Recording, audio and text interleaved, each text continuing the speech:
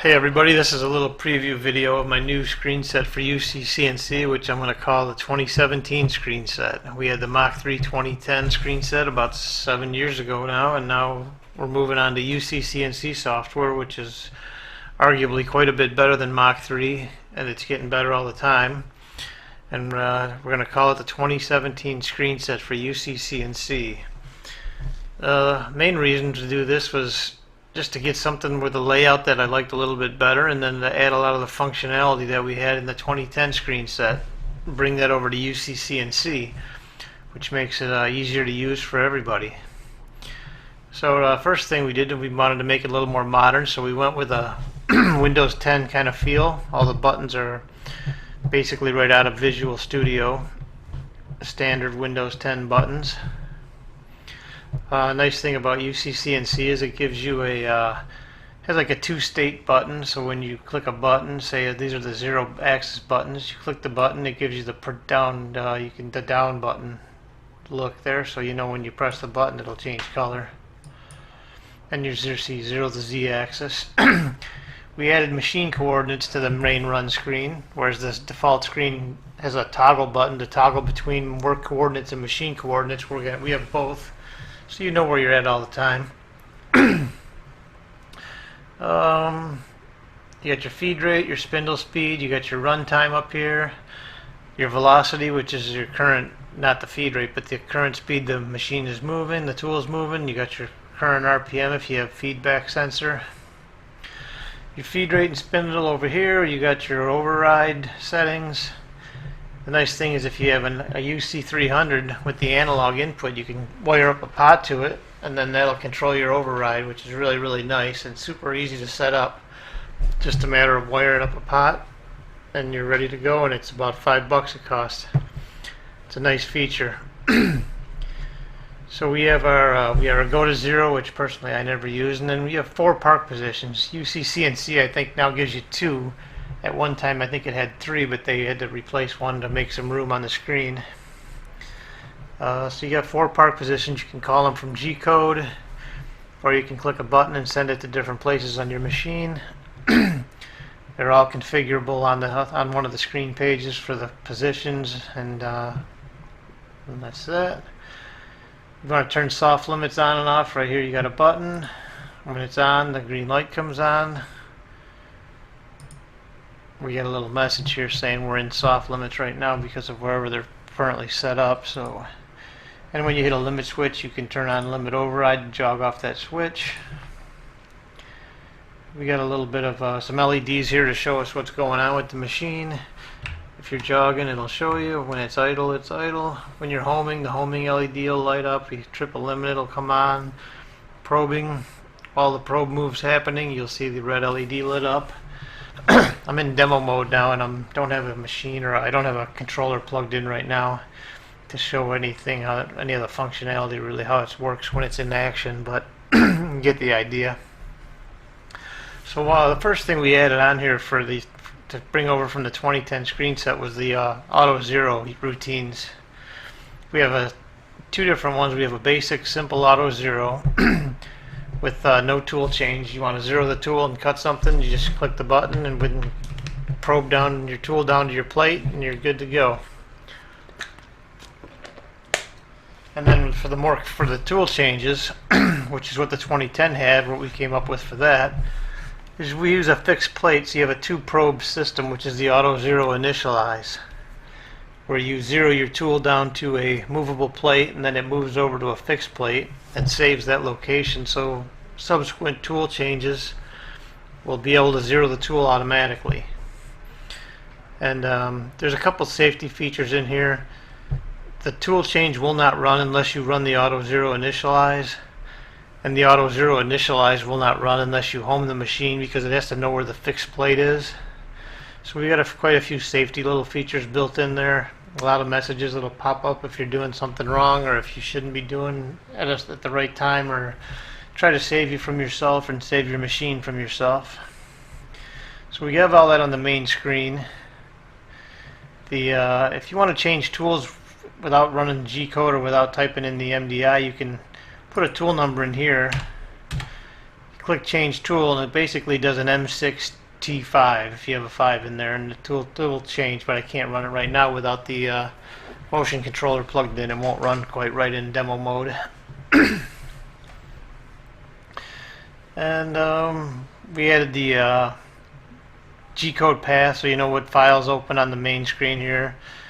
We've got our current G-code modes displayed right below the MDI. We have a status window over here which gives you your messages, whether they're from the G-code, whether it's from macros or UCCNC messages that it gives you from time to time. Oh, and that looks like it covers most of this run screen.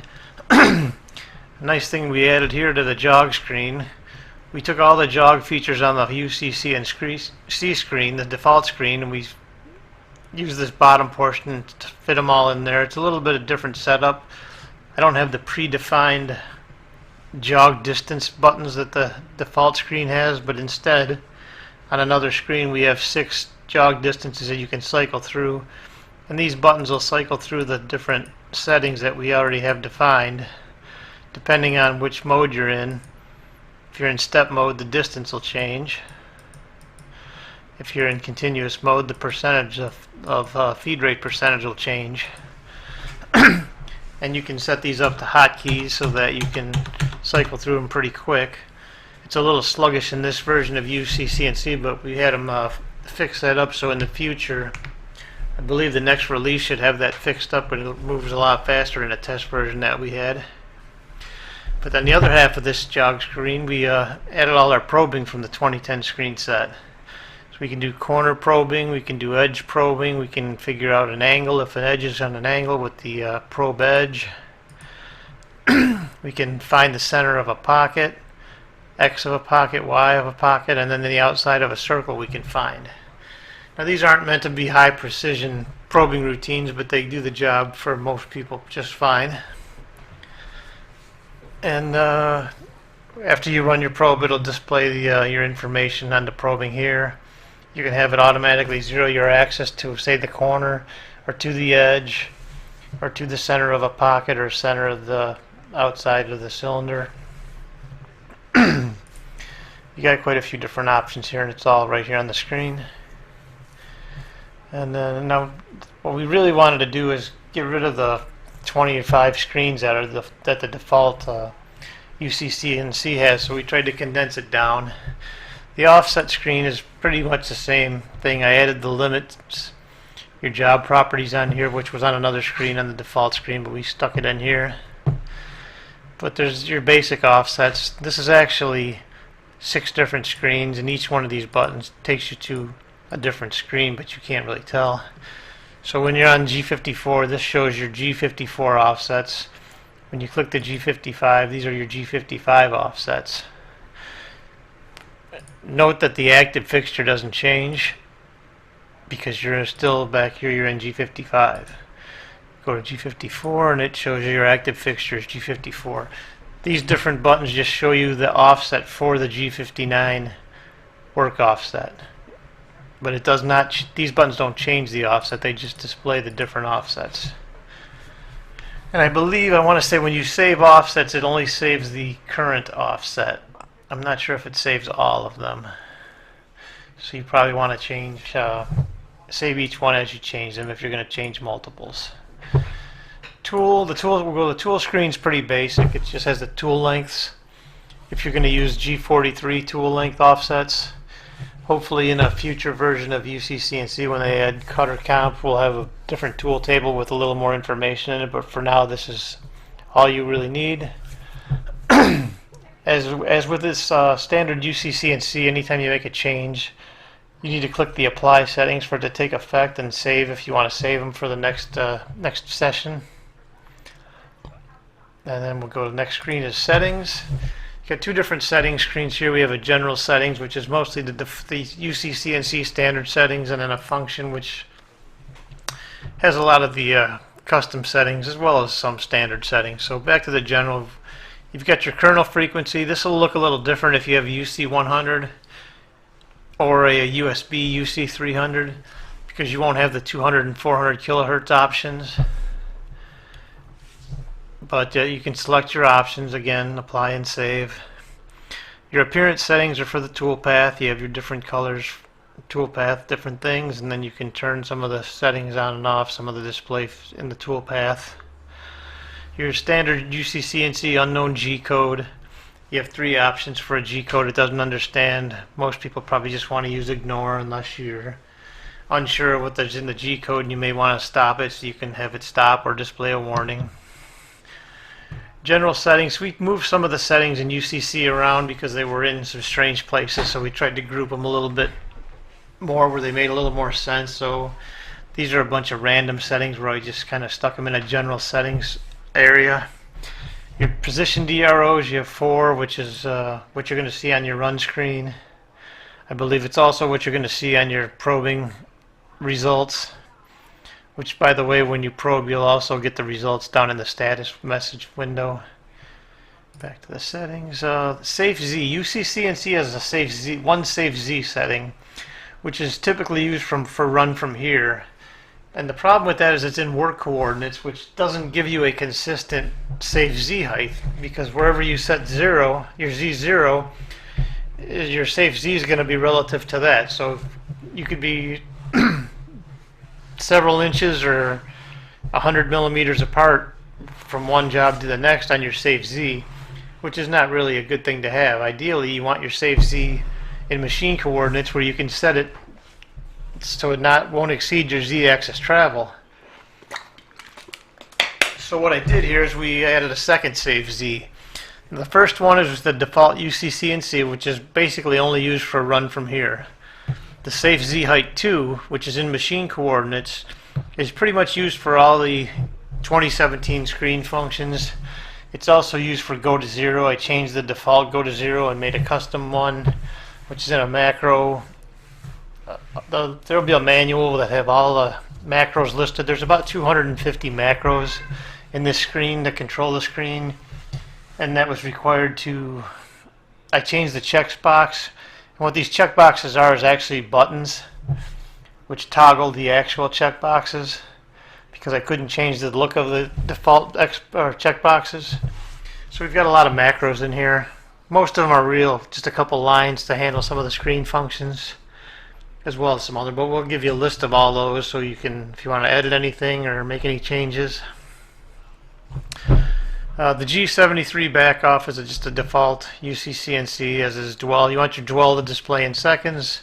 Check the box, display soft limit message, which I believe gives you a pop-up window if soft limits are triggered.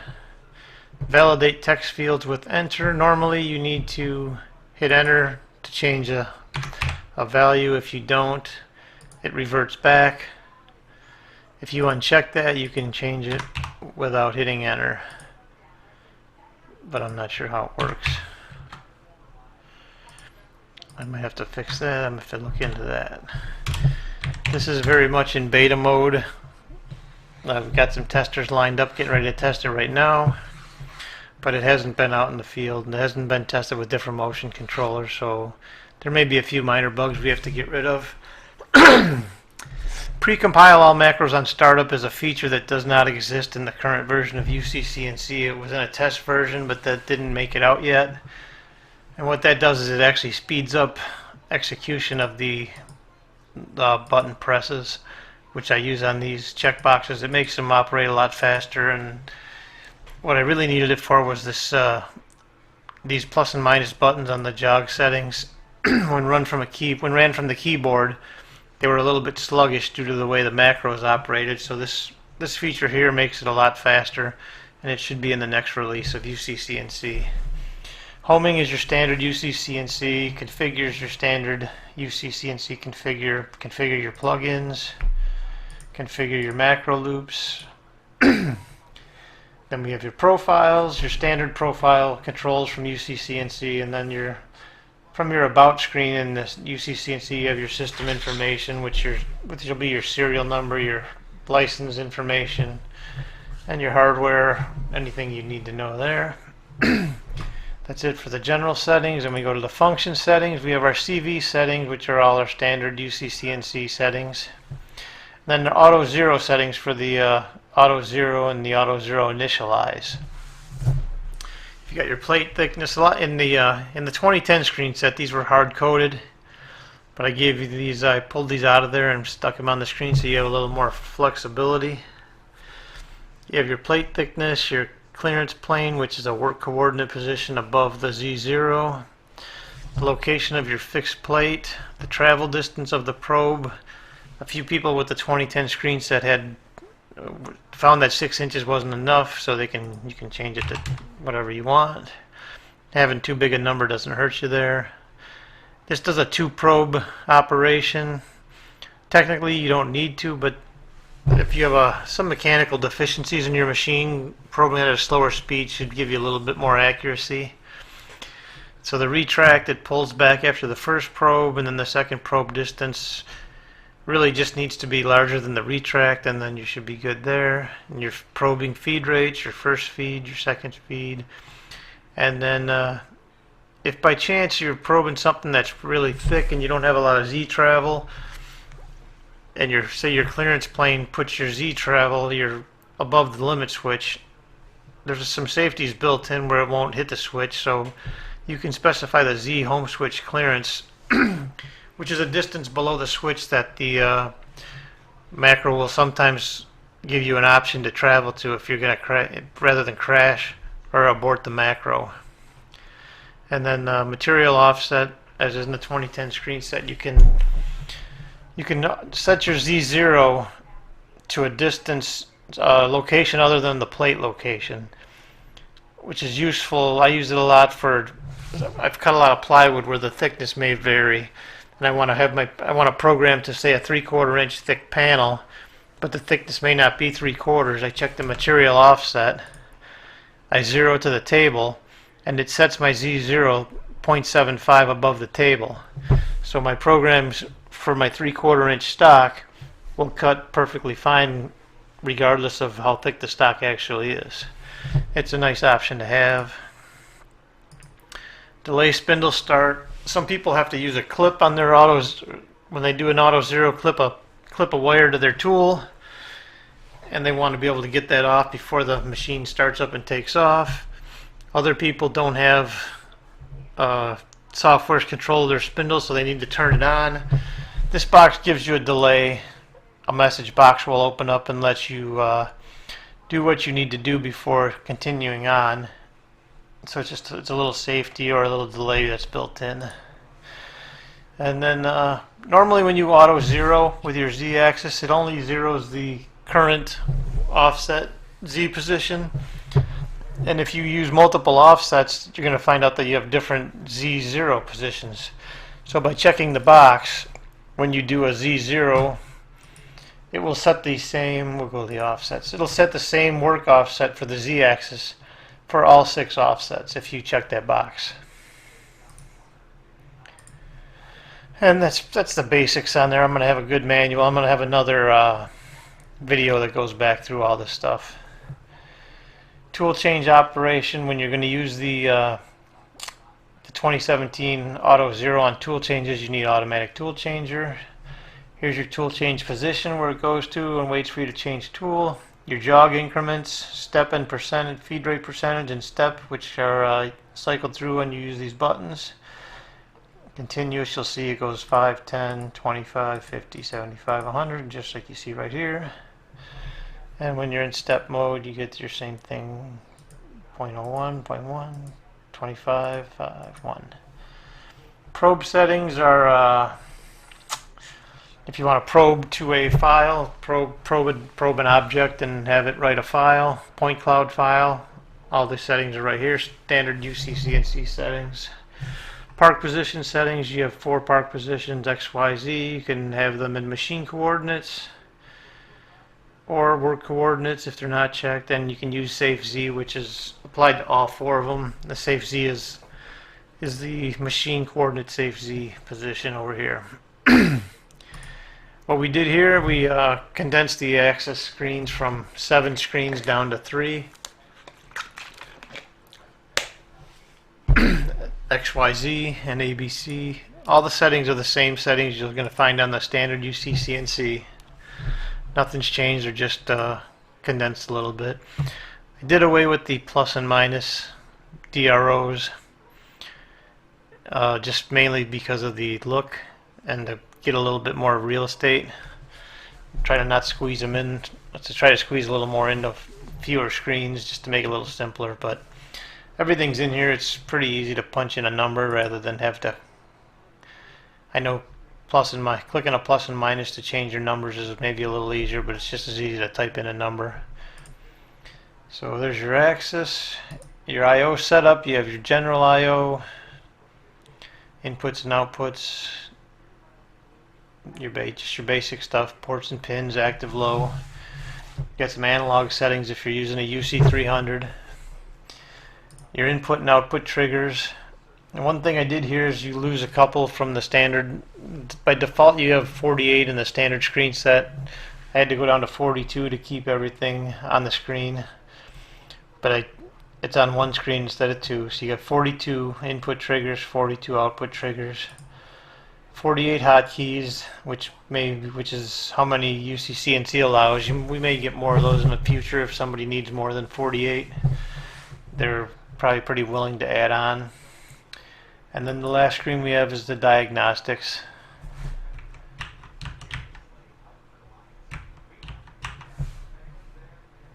Which basically you have your port monitor showing what your pins are doing, your inputs and outputs. It's not there's nothing plugged in right now, so everything's going to show high.